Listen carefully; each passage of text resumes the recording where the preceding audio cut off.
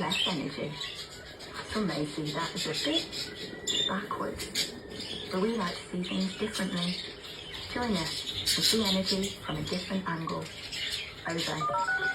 More radio travel with tailoredconcrete.co.uk. Supplying mixing and pumping concrete for commercial and domestic customers.